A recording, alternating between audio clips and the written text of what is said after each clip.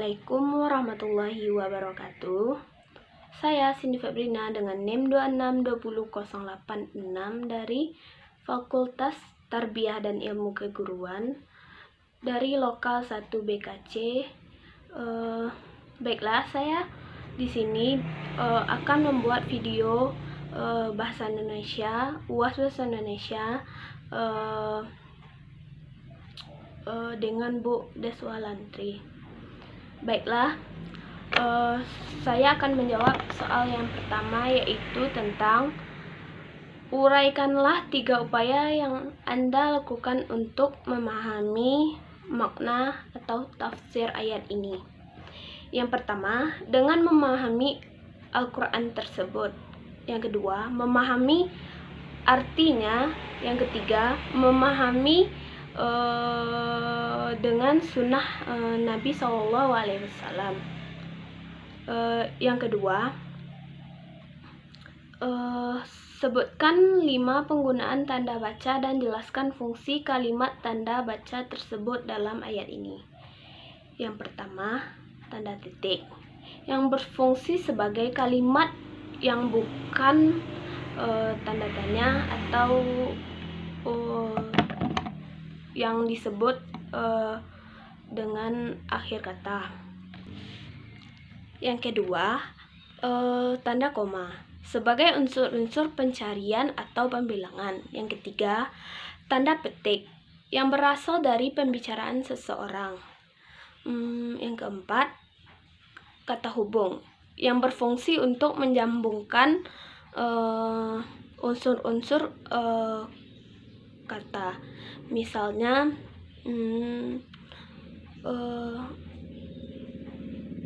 baik di sana. Yang kelima, yaitu tanda kurung. Yaitu tanda kurung ini yaitu untuk memberi penjelasan yang berfungsi untuk apa inti dari permasalahan tersebut. Soal yang ketiga yaitu jelaskan semua penggunaan kata maha dalam arti ayat itu dan jelaskan fungsinya.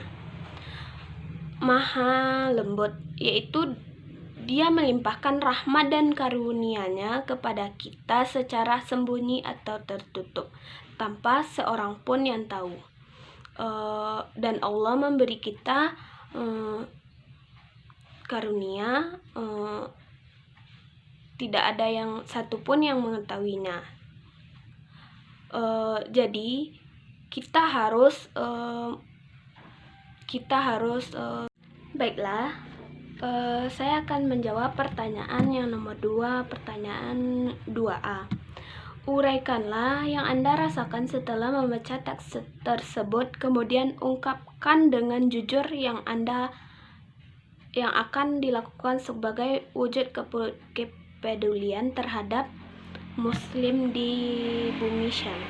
Yaitu, saya sudah menonton video tersebut. Saya memperhatikan betapa sekarang sudah memasuki akhir zaman, yaitu sangat kita perhatikan mereka membutuhkan baju-baju yang tebal supaya menghangatkan tubuhnya, dan sebaiknya kalau kita mempunyai rezeki yang berlebih, seharusnya kita bisa membantu orang-orang yang berada di negara tersebut. Dan saya perhatikan bencana-bencana alam yang telah terjadi di saat ini sudah banyak sekali. Jadi jangan tinggalkan sholat, sedekah, dan berbuat baiklah kepada semua orang, dan memperbanyak amal ibadah. Yang nomor 2 yang B, sebutkan 15 diksi dan artinya. Yang pertama, buana, dunia, jagat atau benua. Yang kedua, majeremba atau mengulurkan tangan. Yang ketiga, daksa atau badan tubuh. Yang keempat, tirta amarta, air kehidupan. Yang kelima, kalis, suci, bersih atau murni. Yang keenam, surjana, orang berbudi. Yang ketujuh, citraleka, pejabat yang tugasnya menulis prasasti. Yang kedelapan, semenjana, menengah atau sedang. Yang kesembilan, jenggala, hutan atau rimba. Yang 10, mengugemi, memegang teguh.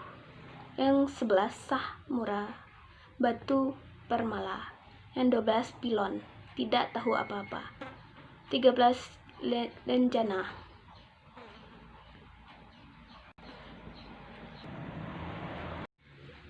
Soal yang nomor 3, yaitu jelaskan dengan logika berpikir 5 alasan Anda sebagai bangsa Indonesia harus bangga berbahasa Indonesia. Kemudian paparkan yang telah dilakukan untuk memelihara rasa bangga tersebut.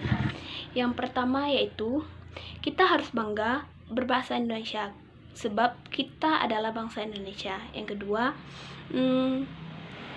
bahasa Indonesia adalah pembicaraan yang baik dan mudah dipahami oleh semua orang. Yang ketiga, bahasa Indonesia mempermudahkan setiap kita berbicara yang baik atau yang bisa patut dicontoh. Yang keempat, bahasa Indonesia bisa membawa kita ke tempat yang lebih baik lagi dan berbahasa yang baik. Yang kelima, kita sebagai bangsa Indonesia, yaitu bahasa kita bahasa Indonesia dan kita harus berbahasa Indonesia dengan baik. Walaupun di Indonesia berbagai bahasa, jadi kita harus memahami bahasa Indonesia tersebut dengan baik. Soal nomor 4, uraikan 4 persiapan yang ingin dilakukan untuk memenuhi tuntutan dunia kerja dan jelaskan alasan persiapan tersebut. Yang pertama, kita persiapkan diri, yaitu sehat jasmani dan rohani. Yang kedua, kita harus sudah menguasai materi-materi yang akan kita lamar kerja atau yang kita pengenkan kerjaan itu. Yang ketiga, kita harus menamatkan sekolah yang kita lamar tersebut. Misalnya dia memerlukan S2, kita harus menamatkan sekolah kita ke jenjang S2. Yang keempat, kita setelah kita diterima dari perusahaan atau dan lain-lain, kita harus bertanggung jawab, jujur, amanah, dan melakukan pekerjaan tersebut dengan ikhlas. Kunci dari pekerjaan itu yaitu jujur. Kita harus jujur dalam melaksanakan pekerjaan tersebut. Sekarang jujur adalah sangat mahal sekali. Kebanyakan orang tidak jujur dalam pekerjaan. Sebaiknya kalau kita diterima dengan murni, kita seharusnya jujur dalam melaksanakan amanah yang telah orang percaya kepada kita. Yang kelima yaitu soalnya membuat pidato tentang yang kita sukai. Saya akan berpidato tentang narkoba.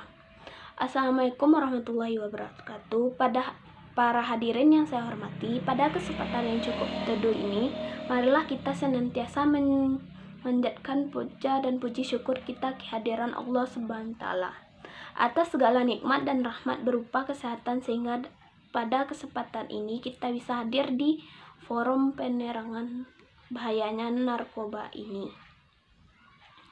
Isi pidato tentang narkoba.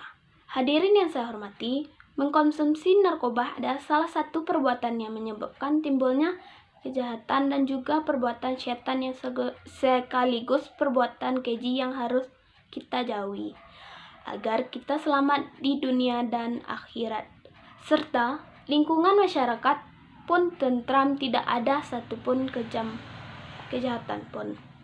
Hadirin yang saya hormati, janganlah sekali-kali kita mencoba untuk menggunakan narkoba, karena jika kita mencobanya maka kita akan rugi seumur hidup. Hidup terasa terbelenggu dan ketergangguan terhadap sesuatu yang justru merusak hidup kita.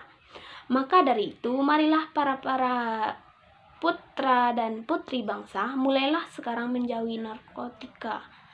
Mulailah